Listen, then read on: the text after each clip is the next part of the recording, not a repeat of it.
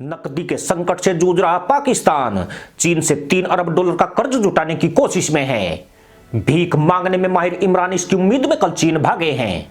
हालांकि इस यात्रा के दौरान चीनी राष्ट्रपति शी जिनपिंग से उनकी मुलाकात की कोई संभावना नहीं है।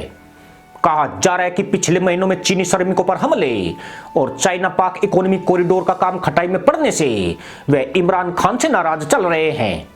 ऐसे में लोंडा चीन के शीर्ष अधिकारियों के सामने ही सलवार उतारकर गधैया मुजरा दिखाएगा ताकि बढ़ते नकदी संकट के लिए मदद हासिल की जा सके।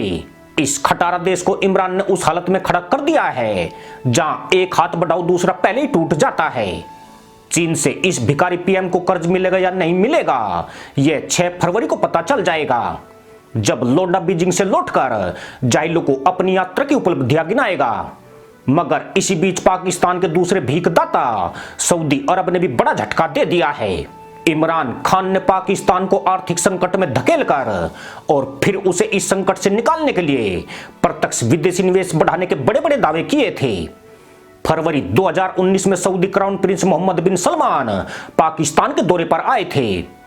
तब रावलपिंडी के नूर खान वायुसेना के अड्डे से इमरान लोंडा कार का ड्राइवर बनकर उन्हें लेने गया था, जिसकी मदरसा पैदाइश ने तीखी आलोचना की थी और इसे पाकिस्तानी तहमदों पर भद्दा दाग तक करार दिया था।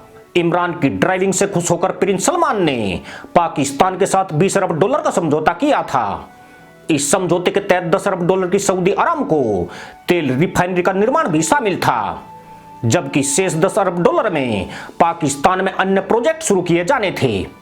लेकिन 2 साल गुजरने के बाद भी सऊदी ने यहां एक भी डॉलर का निवेश नहीं किया है।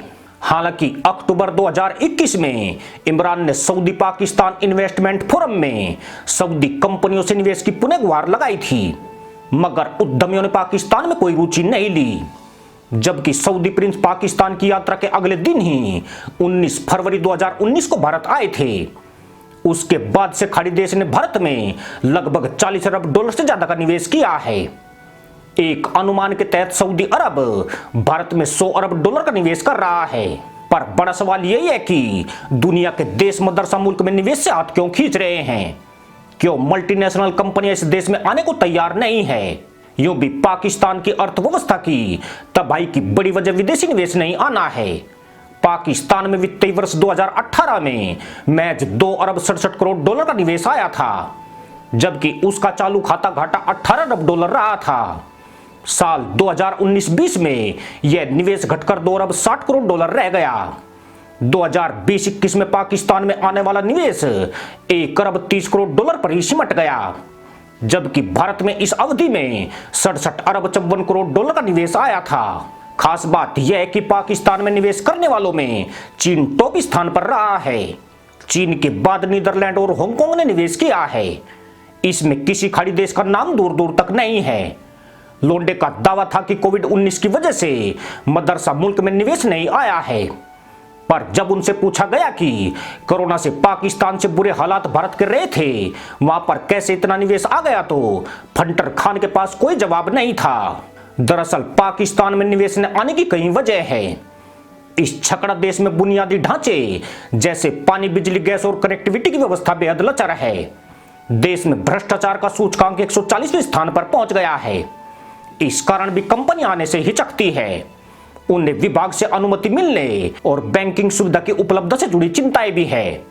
इसके अलावा पाक विदेश नीति में स्थिरता और अपारदर्शिता की घोर कमी है। साथ ही निवेशकों को लगातार राजनीतिक दखल और सार्वजनिक विरोध के कारण अशांति ने हतोत्साहित किया है। सबसे बड़ी दिक्कत यह भी है कि पाकिस्तान के पास कुशल श्रम शक्ति की कमी है। यहाँ गवार और मदरसा पाठ्यक्रम में पढ़े जमूरे मौजूद है, जो पॉलीथीन बीनने और AK-47 चलाने में तो माहिर है, मगर पढ़ाई के नाम पर इंशाल्लाह बोलने से ज्यादा कुछ नहीं आता है।